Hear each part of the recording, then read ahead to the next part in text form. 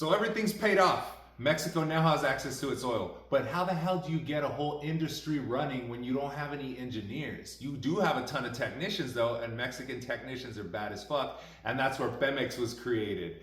The first national oil company owned by Mexicans for the benefit of Mexicans that exists to this very day. And that's why we make these dope ass little sweaters commemorate Piratería de la Buena. Either way. So now you have all these technicians.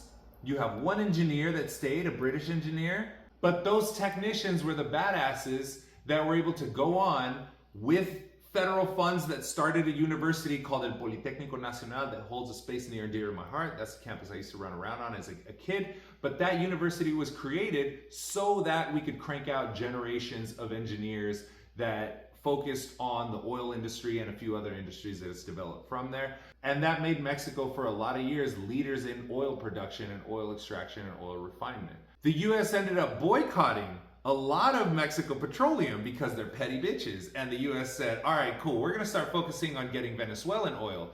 And Venezuela has a long history of conflict with the US over its main national product, which is oil, and Viva Chavez. That's another story for another day.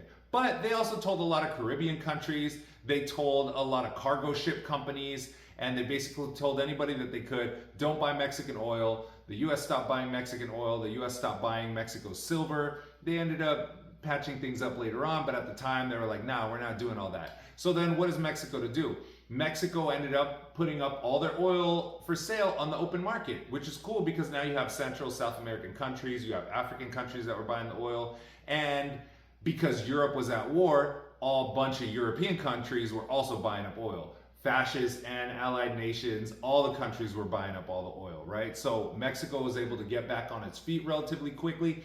And to this day, 35% of the federal budget comes from PEMEX, the oil company that got started back in 1938. That's schools, that's money that goes to hospitals, that's all the free fertilizer programs and all the fertilizer stuff that I've been talking about in other videos. That's coming from PEMEX, from the engineers of PEMEX that have been cranking that out. And it was high quality, affordable gas for decades.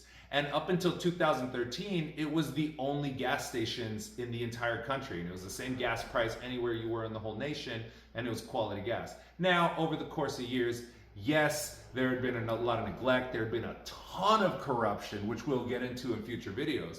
But that's the quick history of PEMEX. Support, buy the jackets, buy the sweaters, buy stuff online, and support all the other cool projects that we're doing. We'll be cranking out more videos soon.